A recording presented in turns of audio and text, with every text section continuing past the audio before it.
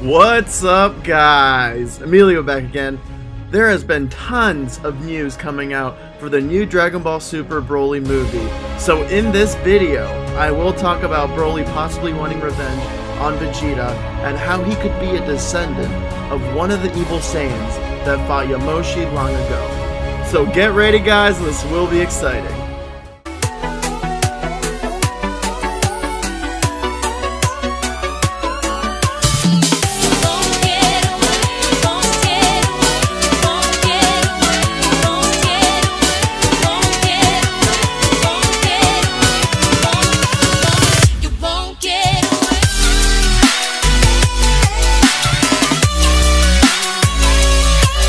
Alright folks, as you already know, Broly, one of the most popular characters in Dragon Ball, is finally making his first appearance in Super.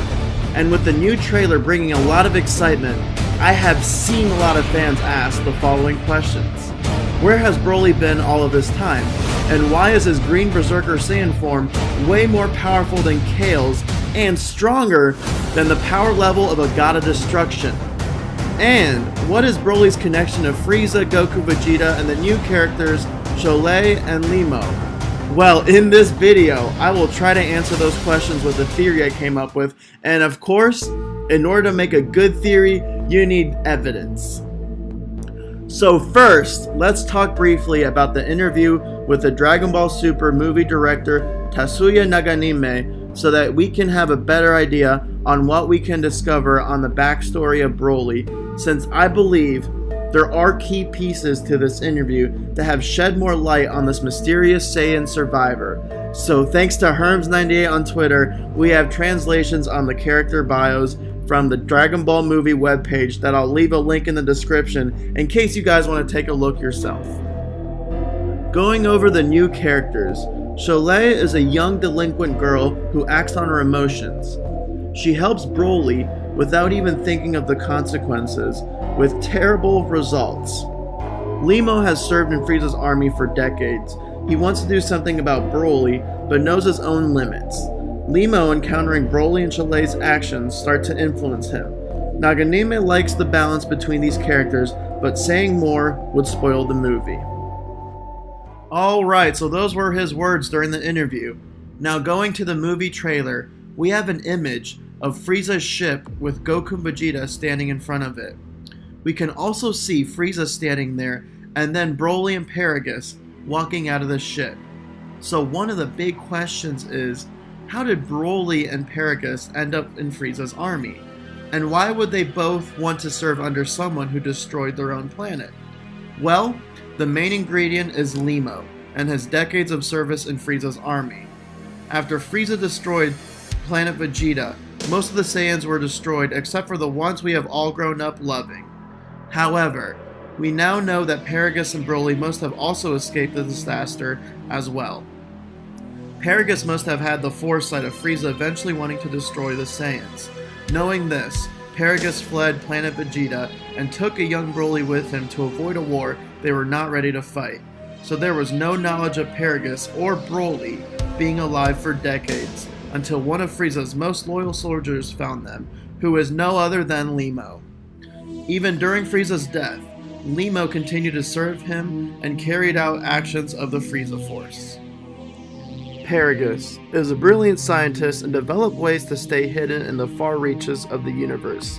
One thing that may seem off is that Whis used his staff at the beginning of Super to help Beerus locate a Super Saiyan God. So most of you might be like, well, wait a minute, how could they not find Broly? Well, maybe Whis did, but was more focused on the other Saiyans. Whis did mention that most of the Saiyans were on Earth, and the one known as Son Goku was on King Kai's planet, so perhaps because Broly's power was suppressed, he was able to remain hidden as Beerus and Whis immediately grew suspicious on the Saiyan that defeated Frieza and who was training on King Kai's planet. So maybe that is why Paragus and Broly were overlooked. Now in this image, you can see that Paragus has a belt, which is what is most likely used to suppress Broly's power or anger through mind control. Perhaps as stated, Cholet will help turn Broly loose by tampering with Paragus' mind control device. thus not being able to control Broly's overwhelming power.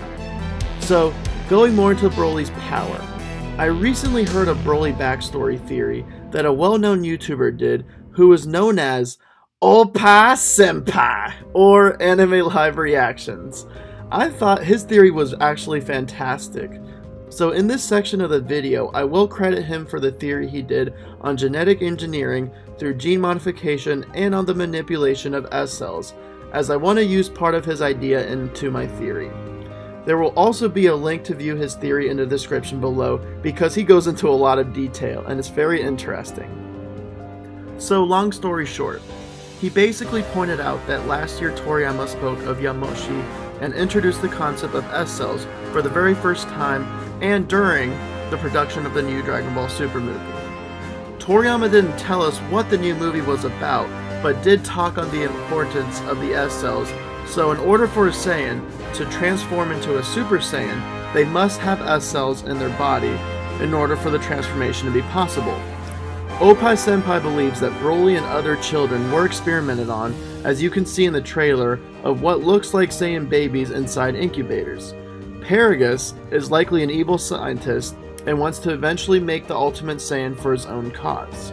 And I will talk about what I think his own cause is after I finish explaining Anime Live Reactions theory. So Paragus likely kept baby Broly inside an incubator so that he can take the S cells from other babies and give it to his own son. And by doing this, Broly has the maximum level of S cells in his body, making him the most powerful Saiyan. Anime Live Reactions believes that Prince Vegeta ordered Paragus to conduct these experiments and that Broly is a victim of these experiments instead of a villain. But I think otherwise. I believe that Paragus wanted revenge on King Vegeta, rather than being told to genetically enhance babies. Like in the old movie, Broly was likely born with a high power level, but even more so when Paragus started doing the gene modification experiments. Prince Vegeta likely found out and wanted to put a stop to Broly becoming one of the most powerful Saiyans, so he likely ordered to have Broly executed like in the old movie, leaving Paragus and Broly to die. So that could be the driving force for Paragus wanting revenge, if not on King Vegeta, then on the next best thing, his son. Also, if you guys notice in the trailer, Paragus yells, "Do it, Broly!"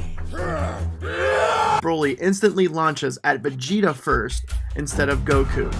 So this makes me believe that Paragus wants to get revenge on Vegeta. As I mentioned earlier, Paragus, being a smart scientist, likely anticipated that Frieza was coming soon to destroy Planet Vegeta, so he escaped with Broly in the space pods that we could see in the poster and trailer in order to 1. Avoid the cruelty of King Vegeta, and 2. For a war against Frieza that they were not ready to fight. But Broly, being a genetically modified Saiyan, is not the only thing that makes him more powerful than a god of destruction. According to legend, every 1,000 years, a legendary Super Saiyan is born. Now we have tons more evidence and information based on the character of Kale that may give us clues of where Toriyama is taking this legend. Like Kale, Broly is also a legendary Super Saiyan and may also have modified genes along with something else that I believe makes him ridiculously powerful. In the manga, chapter 38, there was a very interesting bit of dialogue between Khalifa and Kaba.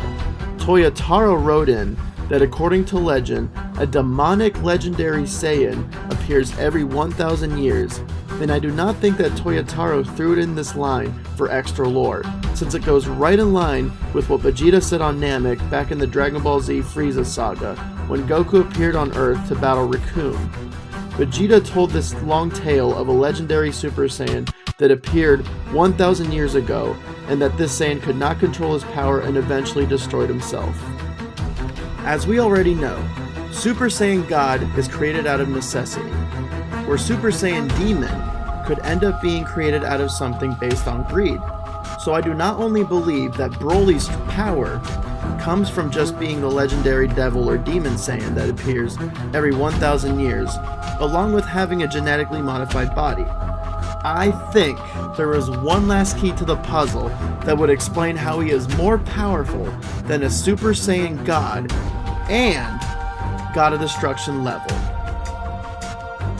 Alright, ladies and gentlemen, my theory is that Broly is a descendant of one of the evil Saiyans that fought Yamoshi long ago. Since we do know that the movie is primarily focused on the origin of the Saiyans, perhaps, long ago, Yamoshi had to fight several evil Saiyans, as Shenron explained, from the Namekian Book of Legends, and Yamoshi was cornered by them and eventually became a Super Saiyan. Yamoshi was defeated by overwhelming odds, which the name of the evil Saiyan that defeated him was never mentioned. Perhaps among the evil Saiyans was a leader or an evil legendary devil Saiyan, like Broly. When Yamoshi's spirit was able to find 5 righteous-hearted Saiyans in order to become a Super Saiyan God, Yamoshi likely had the power at the time to defeat the Devil Saiyan, along with the majority of the evil Saiyans that followed. Maybe, on a power scale, the evil Devil Saiyan that fought Yamoshi long ago was as powerful as Kale, which would explain how the evil Saiyans had enough power to defeat a Super Saiyan Yamoshi. And if one of the evil Saiyans was as strong as Kale, the only thing that could beat that level of power is Super Saiyan God, aka Super Saiyan God Yamoshi. Since Broly is similar to Kale in having the legendary devil form that, according to legend, appears every 1,000 years, perhaps Paragus knows that his ancestors were defeated by a Super Saiyan God long ago, so the only way his evil Saiyan race can eventually take over the universe and overpower Frieza, another Super Saiyan God if it were to appear, or other possible threats, would be by genetically enhancing a Super Saiyan Devil Child that only appears every 1,000 years, and to his luck, Broly is that legendary Devil Saiyan. Of course, now that he has successfully enhanced Broly, he now seeks revenge on Vegeta and wants to wipe out the rest of the Frieza army. Like in the old movie, Paragus will likely lose control of Broly, only this time, because Cholet tampered with his mind control device, it will be impossible for Paragus to regain control of Broly because of his S cells giving him more and more power, along with the legendary Devil Saiyan form that will cause him to grow stronger and stronger the more he fights, making his powers limitless and more powerful than God of Destruction level. So the only being that will be able to put a stop to Broly's unmatched power is Mastered Ultra Instinct Goku. I believe that this will likely happen in the movie, but then again, it is just a theory, so let me know what you guys think in the comment section below. Is Broly a combination of being a genetically modified Saiyan, the evil Devil Saiyan that appears every 1,000 years, and a descendant of one of the evil Saiyans that fought Yamoshi long ago? And are Broly and Paragus planning a plot to get revenge on Vegeta, since King Vegeta likely tried killing them in the past? As I mentioned in my last video, I am giving a shout out to a bunch of you that continue to comment, like, or share my videos. So thank you, Keith Dragon God, Chuck Davison, Trent Harris, Fictional Fan, Sophie Zhang, Larry Dillon, and the rest of you for supporting this channel. You are all awesome, and if this video gets over 1,000 views, I will do another theory on Broly. So thank you everyone for supporting the channel, and as I always say, anything can happen in Super. So I hope you all have an awesome day, and I'll catch you next time.